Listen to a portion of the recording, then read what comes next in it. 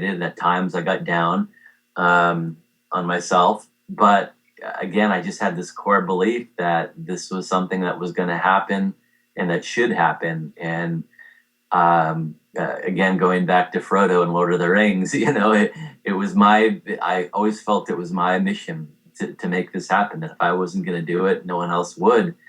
And so that's really what drove me, and part feeling it was destiny, and part obsession, and part just, knock me down. I'm going to get back up even stronger and harder and madder. How did you live during the 3 years that you were looking for your team?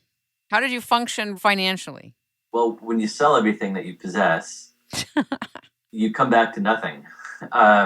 So now, the first year or so after I thought of the expedition of the peace climb, I was still living in Asia and trying to make connections and network and fundraise in Nepal. And one of the things I learned is you can't fundraise in Nepal, one of the poorest countries.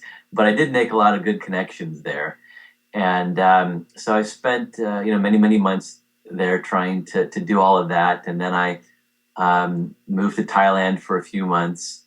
And then at that point, I made my way back home just because I needed to try to make this expedition happen. And the only way I was going to do that was to be in the U.S. and to try to fundraise.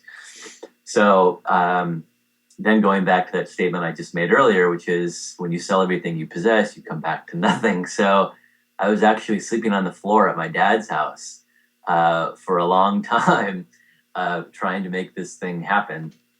And that was not so fun, but it was obviously a necessary step. And so it was basically part 2 or part 3 of my life, trying to reorganize myself and get another foundation and to try to make this, try to make my life happen again and try to build up this thing and organize this crazy worldwide event. What did your dad think about your commitment to doing this pre the event itself? Well, everybody thought I was a little bit crazy. You're going to do what?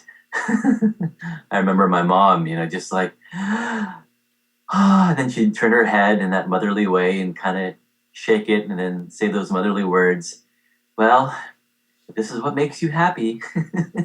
That's a mother's spirit, isn't it? Yeah, exactly. So most people didn't understand. And they thought I was a little bit crazy. I mean, certainly when I sold everything, I had a fairly successful business. I mean, I was going through a difficult time at that point, but still my feet were firmly planted in California. Selling everything that you possess and moving to a third world country is not something that, people normally do. Were you scared you'd never get back? No, it didn't really cross my mind. How did you raise the money from Nepal to get back to the USA? I just basically, I was in Thailand at that point. Okay. So the scheming side of me thought, my family wants to see me. So at that point I was broke. And I called my parents and I said, hey guys, so if you want to see me, you gotta buy me a ticket home. Otherwise I'm going to stay here. Oh my God, that's funny. And well, I didn't quite put it that way, but and they said, "Oh, of course we want to see you." And then they sent me this, ticket back to the United States, and so I came back home and spent a couple of weeks having fun with everybody, and then the reality of, okay, I gotta fundraise here and make this whole thing happen.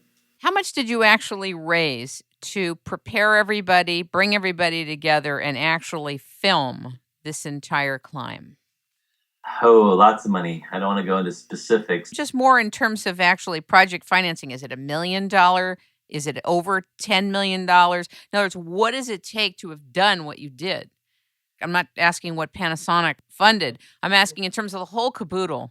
Yeah. Well, all said and done, I raised hundreds and hundreds of thousands of dollars. Wow. You did that on a shoestring. I did that without any shoes, pretty much. Yeah, yeah. It's Wow. it's when I speak to people, I talk about the three P's. Patience, persistence, and passion. And patience. Please God, give me patience and give it to me now. Um, Right. Persistence. There was this. Getting gear at that point. Now it's a little more difficult because of the economy, but back then getting gear donations wasn't so difficult.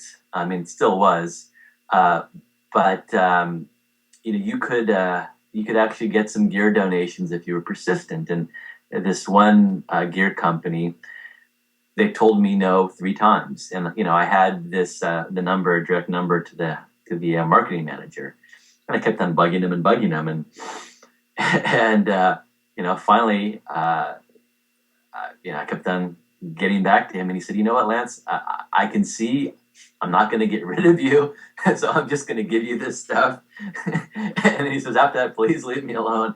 And so I just learned that if you stalk somebody enough, you'll get what you want. No, I'm joking there, but there has to be a certain amount of persistence, and follow through. And obviously, there is a fine line of knowing when to give up, and move on, and when to just hammer in and hunker down and continue to try to push.